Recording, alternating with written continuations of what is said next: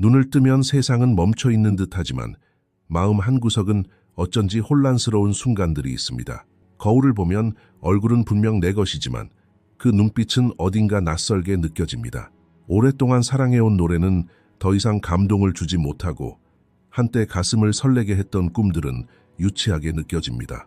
심지어 예전의 나조차도 긴 여정을 마치고 어깨를 축 늘어뜨린 채 돌아온 듯 거울 속에 비칩니다.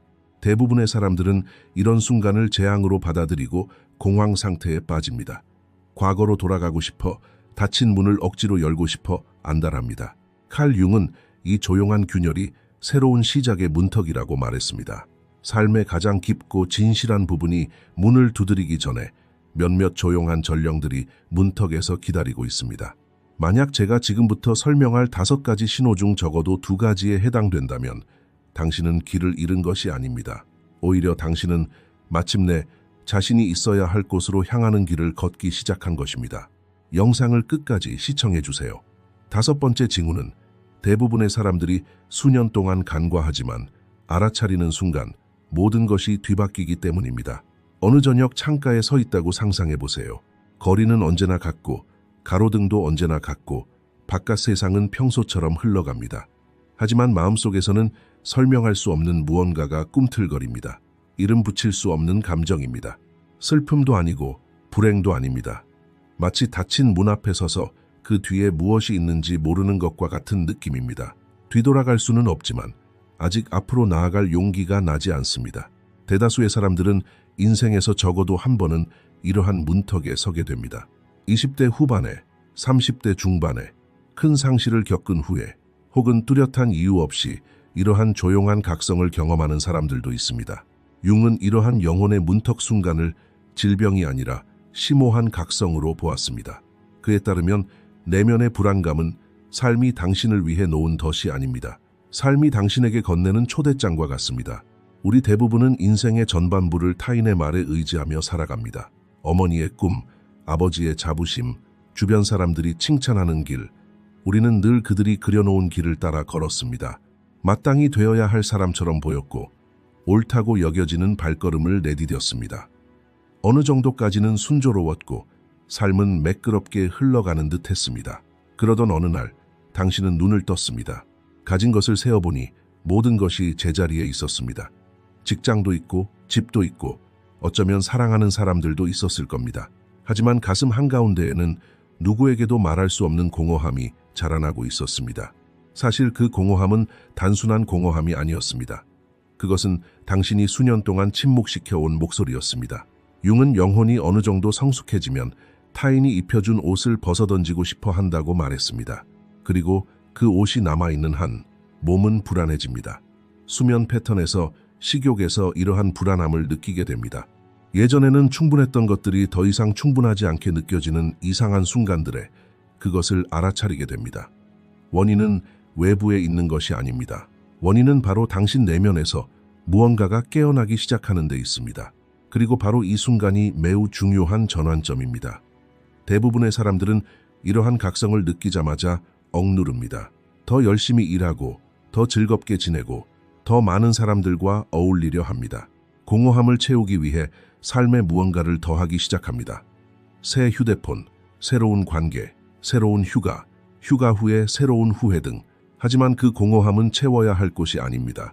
그 공허함은 당신에게 무언가를 말하기 위해 열린 것입니다. 만약 당신이 그 공허함을 채운다면 그 목소리는 멈출 것입니다. 그 목소리가 멈추면 방향을 잃게 됩니다. 방향을 잃으면 당신은 다른 사람이 쓴 각본 속에 엑스트라처럼 남은 인생을 보내게 될 것입니다. 자, 이제 잠시 멈추고 스스로에게 작은 질문을 해보세요. 지난 한 해 동안 조용히 혼자 있을 때 내면 깊은 곳에서 들려오는 목소리에 귀 기울이며 나는 사실 이것을 원하지 않아 라고 말한 적이 있습니까? 만약 당신의 대답이 예라면 당신은 바로 그 문턱에 서 있는 것입니다. 문턱에 서 있다는 것은 두려운 일이라는 것을 저도 압니다. 옛 삶은 익숙하지만 새로운 삶은 아직 얼굴 없는 그림자와 같기 때문입니다. 사람들은 낯선 평화보다 아무리 힘들더라도 익숙한 고통을 선호하는 경향이 있습니다. 익숙한 고통은 적어도 우리에게 집과 같기 때문입니다. 우리는 그 안에서 어떻게 누워야 하고 어떻게 깨어나야 하는지 알고 있습니다. 새로운 삶은 새로운 언어를 배우는 것과 같습니다. 처음에는 힘들고 단어를 헷갈리고 강세를 잘못 누르고 무력감을 느낍니다.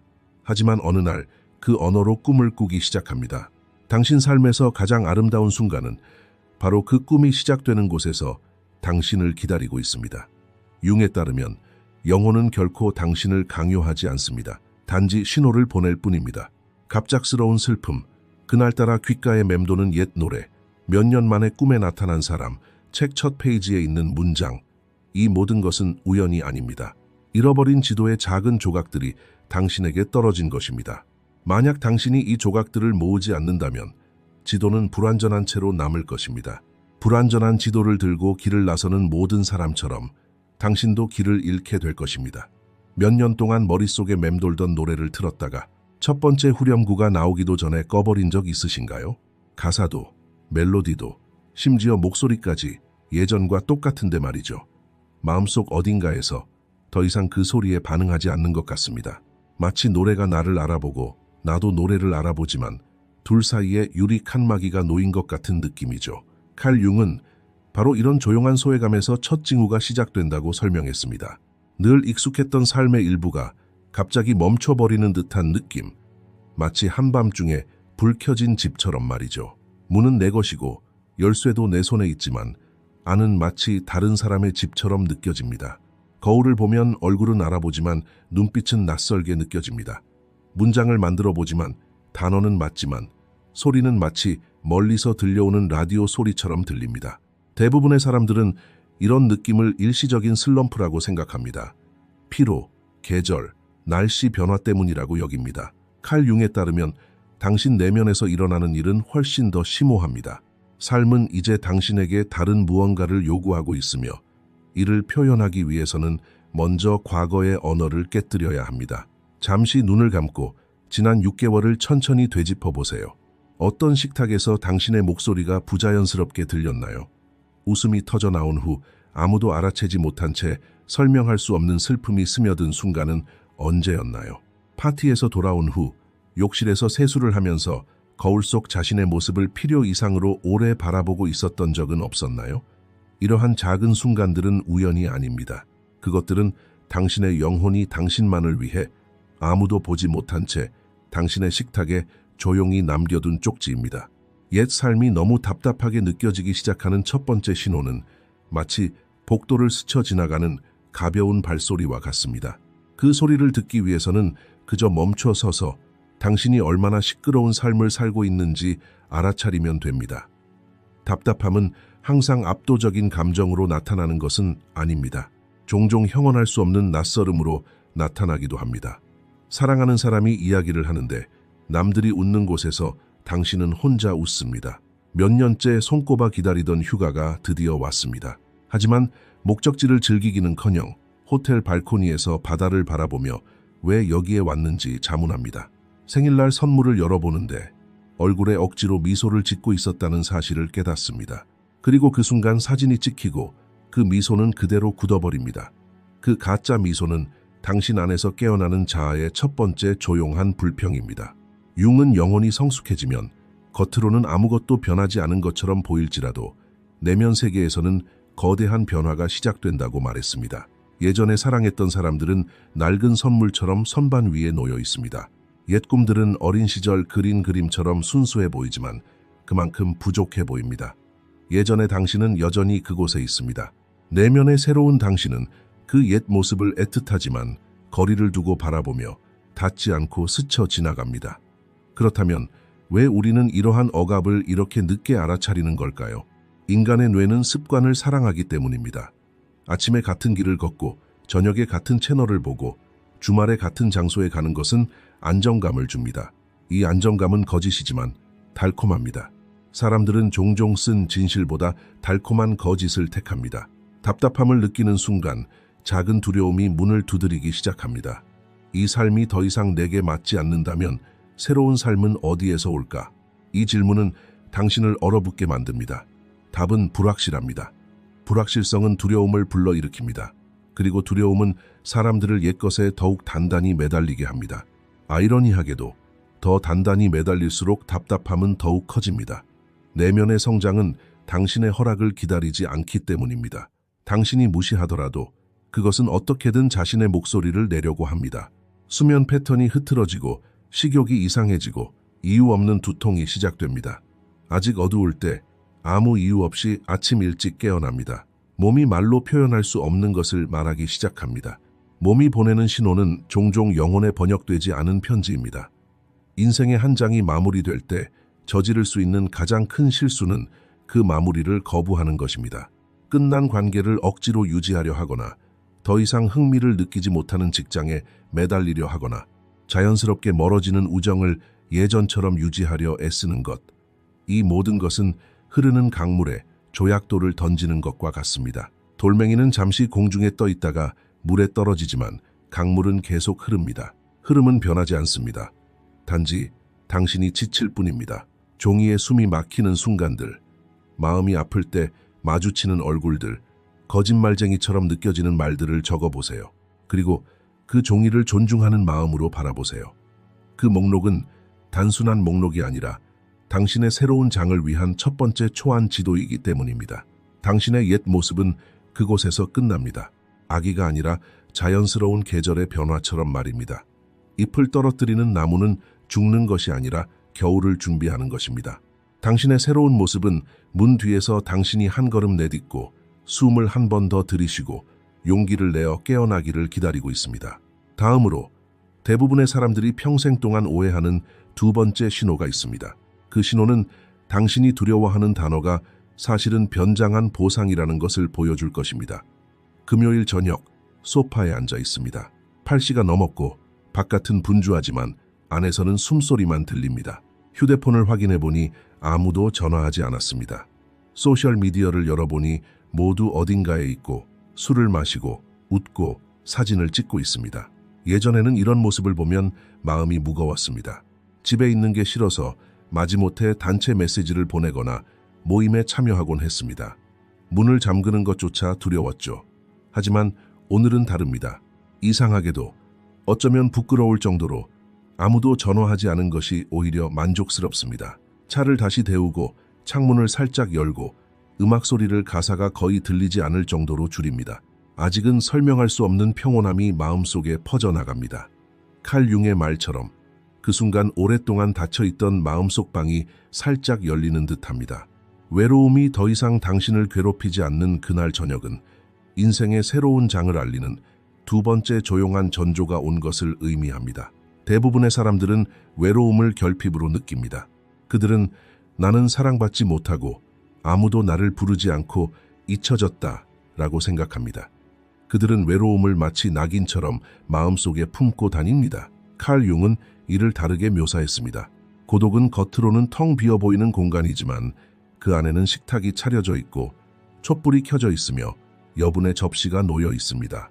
하지만 그 식탁에는 누가 앉아 있을까요? 평생 동안 사람들 틈에서 피하려고 했던 그 목소리, 어린 시절 침묵시키고 청소년기에 억누르고 어른이 되어서는 나중에 처리해야지 라는 생각으로 미뤄왔던 그 내면의 목소리입니다. 자, 잠시 생각해 보세요. 손에 휴대폰도 귀에 이어폰도 화면도 없이 30분 동안 온전히 자신과 마주했던 게 언제였나요? 대부분 기억하지 못할 겁니다. 현대사회는 내면의 목소리와 마주치지 못하도록 수많은 도구들을 만들어냈기 때문입니다. 알림, 드라마, 짧은 영상, AI 채팅, 끝없는 스크롤링, 이 모든 것들은 단 하나의 목적을 가지고 있습니다. 바로 자신과의 다리를 끊어버리는 것입니다. 이 다리가 닫혀 있는 한 인생은 당신에게 똑같은 장면을 무대 배경만 바꿔가며 계속해서 반복하게 할 것입니다. 무대 위의 인물을 아직 알지 못하기 때문에 새로운 장면은 시작되지 않을 것입니다. 그렇다면 고독이 벌이 아닌 안식처처럼 느껴지기 시작할 때는 어떤 느낌일까요? 저녁 산책을 나갑니다. 아무도 없습니다. 일부러 이어폰을 끼지도 않았습니다. 발소리가 심장 박동 소리와 어우러지고 오랫동안 듣지 못했던 오케스트라가 당신 안에서 연주되기 시작합니다. 이제 잠시 멈춰서 솔직하게 자신을 들여다보세요. 최근에 혼자 있는 순간과 사람들로 붐비는 곳에서 어떤 순간에 자신과 더 가까워진다고 느끼나요? 만약 전자라면 당신 내면의 다리에 첫 번째 돌이 놓였다는 뜻입니다. 후자라면 아직 비계조차 세워지지 않았다는 뜻입니다. 어느 쪽도 탓할 수 없습니다. 인생에는 두 가지 모두 존재합니다. 인생에서 가장 아름다운 순간이 시작되기 전에 당신의 영혼은 외로움에 대한 작은 교훈들을 주기 시작합니다. 어느 날 저녁 약속이 취소되고 사랑하는 사람이 연락을 주지 않고 또 어떤 날은 일찍 퇴근해서 집에 혼자 남게 됩니다. 예전에는 이런 상황들이 마음속 깊은 곳에서부터 당신을 괴롭혔습니다. 휴대폰을 켰다 껐다 하며 왜 하필 나에게 이런 일이? 라고 자책하곤 했습니다. 하지만 이번에는 뭔가 다릅니다. 공허함을 채우려 서두르지 않습니다. 화면에 의지하지도 않습니다. 그저 조용히 그 공허함 속에 머무릅니다. 그 공허함 속에서 오랫동안 듣지 못했던 숨소리를 듣습니다. 바로 당신 자신의 숨소리입니다. 이 사실을 깨닫는 순간 수년 동안 닫혀있던 안식처의 문이 조용히 열립니다. 외로움은 더 이상 벌처럼 느껴지지 않습니다. 오히려 고향으로 돌아가는 듯한 기분입니다. 왜냐하면 그 안식처는 바깥 어디에서도 찾을 수 없는 유일한 곳이기 때문입니다. 바로 당신 안에 있습니다. 열쇠는 침묵입니다. 그 문을 여는 것은 바로 당신 자신과 솔직하게 마주 앉을 용기입니다. 대부분의 사람들은 이런 안식처를 발견하면 약간의 죄책감을 느낍니다.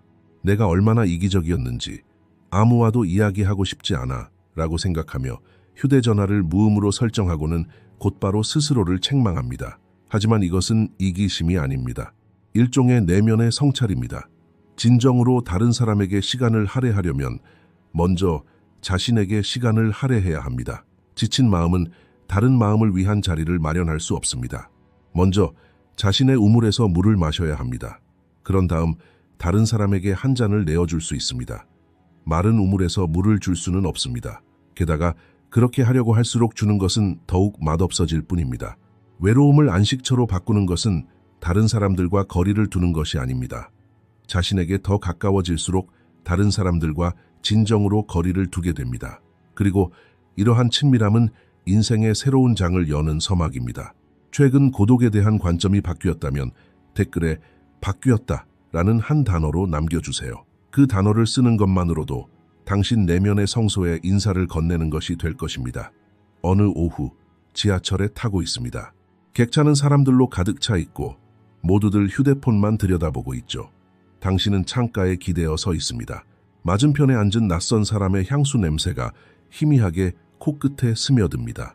그 향기는 10년 전, 이미 오래전에 지나간 그날의 기억을 떠올리게 합니다. 어느새 눈물이 차오릅니다. 옆 사람에게 들키지 않으려 고개를 돌리지만 눈물은 이유를 기다리지 않습니다.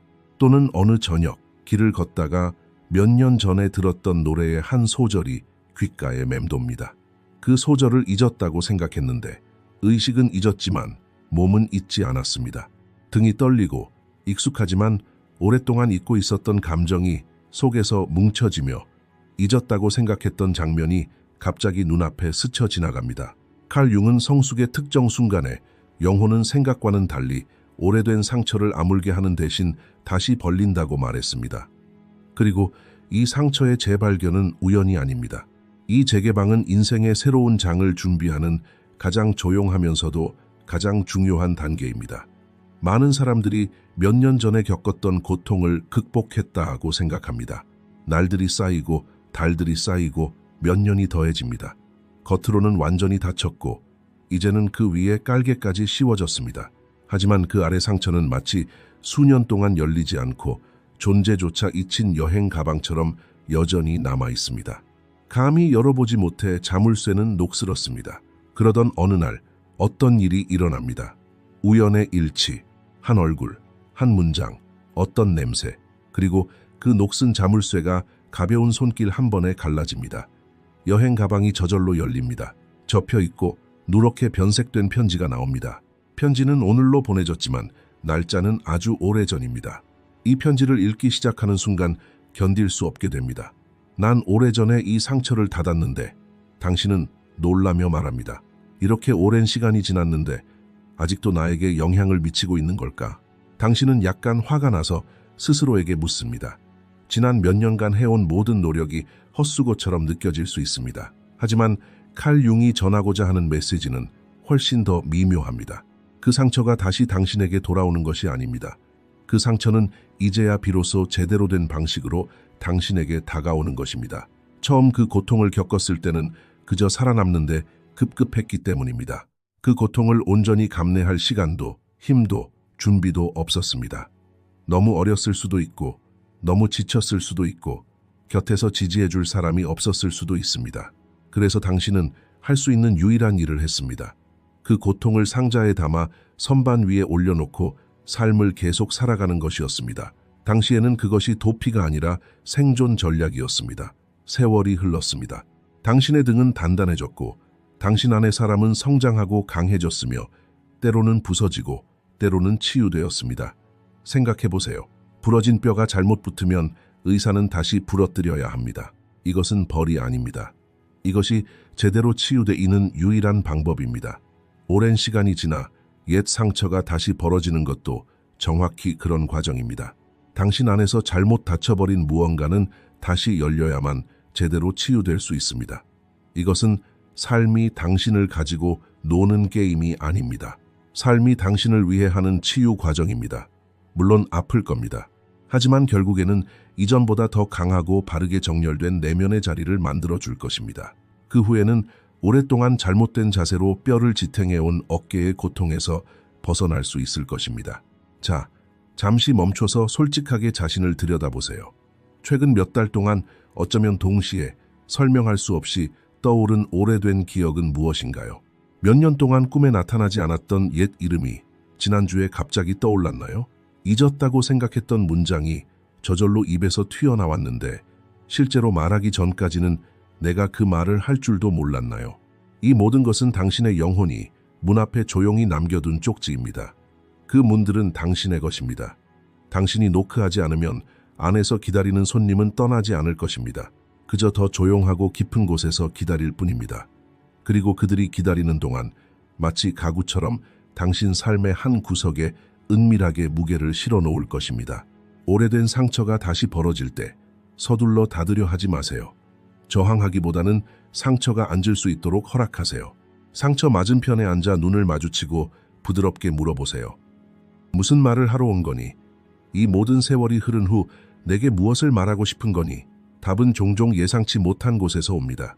때로는 용서해야 할 사람을 알려주지만 용서해야 할 사람은 당신이 수년 동안 알고 지냈다고 생각했던 사람이 아니라 작고 잊혀진 당신 자신의 모습일 수도 있습니다. 때로는 어린 시절의 당신, 젊은 시절의 당신, 혹은 작년에 지친 당신에게 사과해야 한다고 속삭일 수도 있습니다.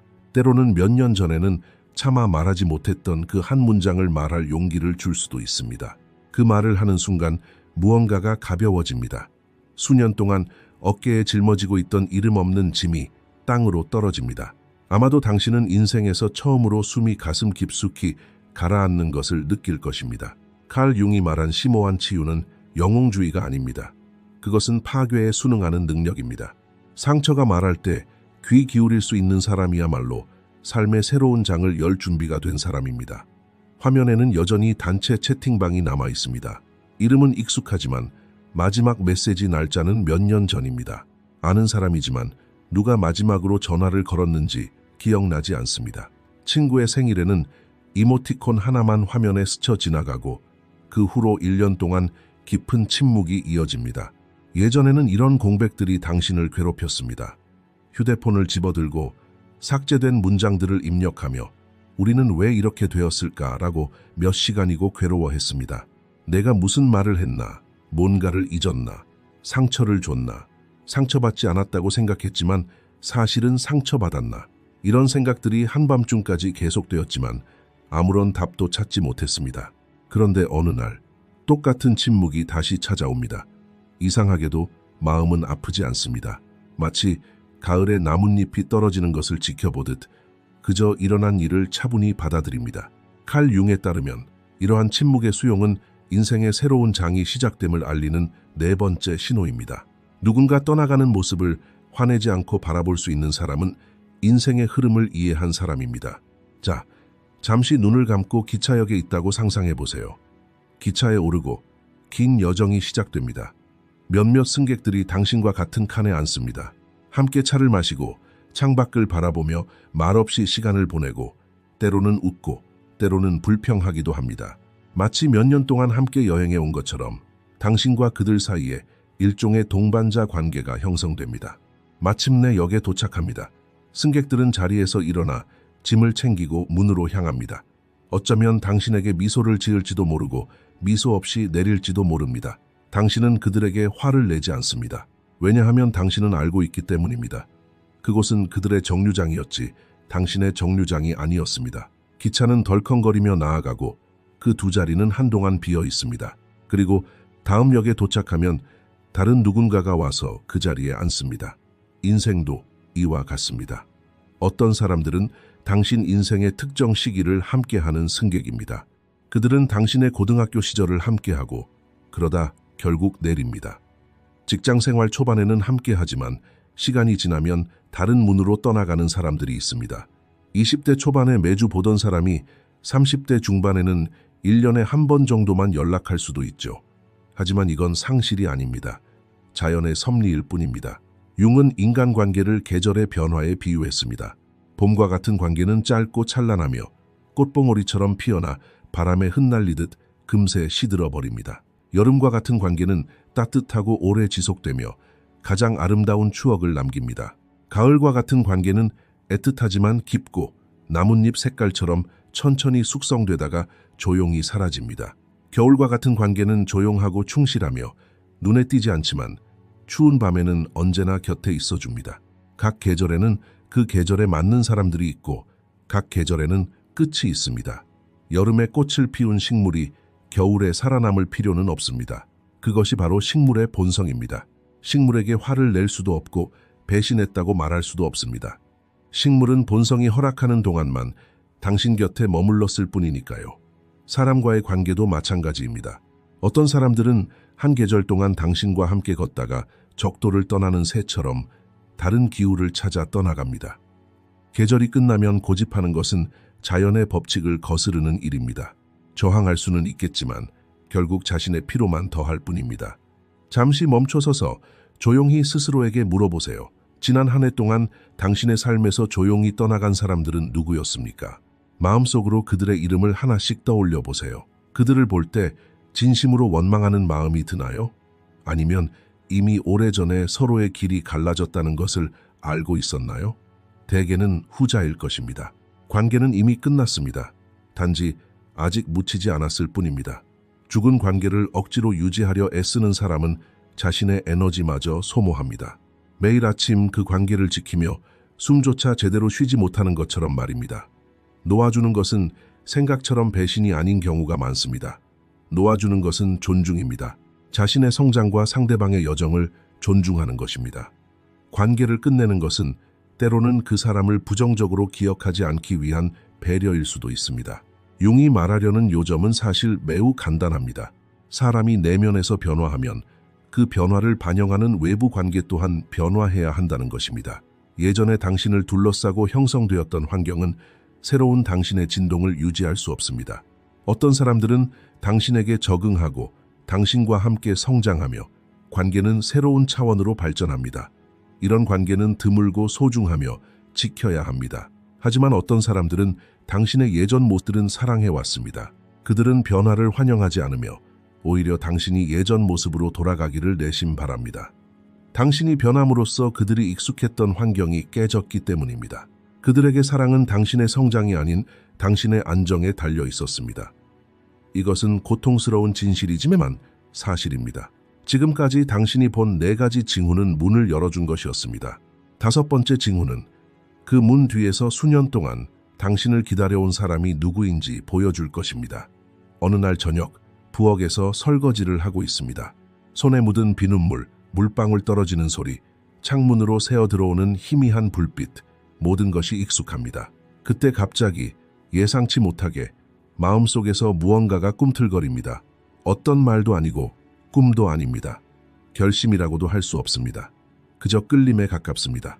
그 방향은 알 수 없지만 온몸으로 느껴지는 강렬한 끌림입니다. 칼 융에 따르면 이것이 바로 인생의 새로운 장을 열어주는 5번째이자 가장 강력한 전조입니다. 그것은 조용하고 서두르지 않으며 누구와도 다투지 않습니다. 그저 마치 낯선 사람이 구석에서 당신을 지켜보는 것처럼 그 자리에 서 있을 뿐입니다. 당신이 그 낯선 사람을 무시하더라도 그 시선은 당신에게서 떠나지 않습니다. 우리가 부름이라고 부르는 것은 종종 거창한 계시처럼 찾아오지 않습니다. 책 속의 한 문장에서, 버스 옆자리에 앉은 누군가의 말 한마디에서 나타날 수 있습니다. 수년 동안 걸어온 거리의 불빛 속에 숨겨져 있습니다. 그날따라 그 불빛은 당신에게 다르게 보입니다. 밖에서 보는 사람에게는 평범한 순간일 뿐입니다. 하지만 그 안에 사는 당신에게는 작은 충격입니다. 그 충격 후에도 삶은 이전과 다름없이 계속되는 듯합니다. 출근하고 평소처럼 일정을 소화합니다. 당신 안의 방이 환하게 밝아집니다. 그리고 그 방에서 손 하나가 당신에게 뻗어옵니다. 무엇을 향해 뻗어오는지는 알 수 없지만 그 방향을 느낄 수 있습니다. 마치 한밤중 바다 한가운데 있는 것 같습니다. 칠흑같이 어둡고 등대도 없고 나침반도 없습니다. 하지만 파도가 특정한 방향으로 흐르는 것을 알아챕니다. 그 흐름이 바로 당신의 흐름입니다.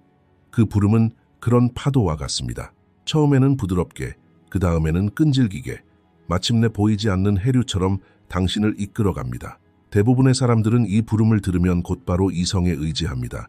말도 안 돼. 이성이 말합니다. 지금은 그런 환상을 품을 때가 아니야. 당신은 진지한 사람인데 누가 이런 걸 진지하게 받아들이겠어? 이성은 증거를 요구합니다. 하지만 그 부름은 믿음만을 요구합니다. 둘은 서로 다른 언어를 사용합니다. 당신은 수년간 이성의 언어에 익숙해져 왔기에 내면의 또 다른 언어를 알아차리기 어려워합니다. 칼 융에 따르면 영혼의 지성은 이성과는 다른 시계로 작동합니다. 이성은 무엇이 이치에 맞는가? 라고 묻지만 영혼은 얼마나 생생하게 느껴지는가? 라고 속삭입니다. 논리적인 것이 항상 생동감 있는 것은 아닙니다. 생동감 있는 것이 항상 처음에는 논리적으로 보이는 것도 아닙니다. 당신 삶의 진정한 부분은 종종 이성이 금기시하지만 내면의 생명력이 요구하는 곳에 있습니다. 잠시 멈춰 생각해 보세요. 지난 한 해 동안 누구에게도 말할 수 없었던 욕망이 떠오른 적이 있습니까? 도시 이름, 취미, 지인, 무언가를 배우고 싶은 욕망, 비논리적이고 심지어 우스꽝스럽다고 생각했던 꿈. 당신은 그것들을 숨겼습니다. 어쩌면 스스로에게조차 말하지 않았을지도 모릅니다. 만약 말했다면 진지하게 받아들여야 했을 테니까요. 외침은 무시한다고 해서 사라지는 것이 아닙니다. 단지 목소리가 희미해질 뿐입니다. 그것들은 당신 마음 한구석에서 수년간 기다립니다.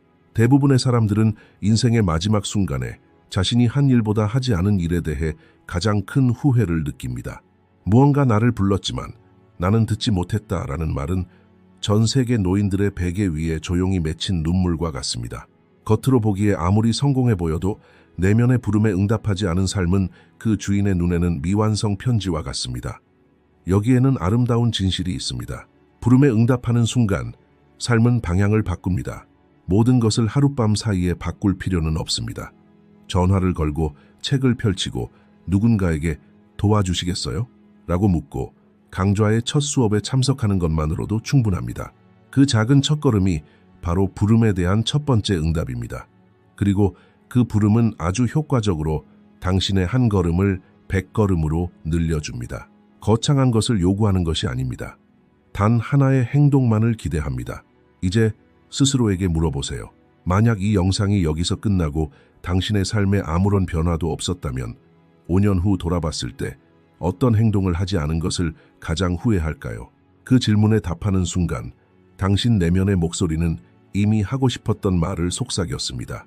당신 삶의 가장 소중한 순간은 다른 도시, 다른 사람 또는 다른 시간에 숨겨져 있는 것이 아닙니다. 그 순간은 바로 당신 내면에 있으며 깨어나기를 기다리고 있습니다. 5가지 징후를 모두 경험했든 아니면 3가지만 알아챘든 문은 이미 살짝 열려 있습니다.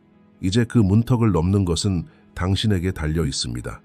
이 영상이 당신에게 모든 댓글이 다른 누군가의 해답이 될 수 있습니다.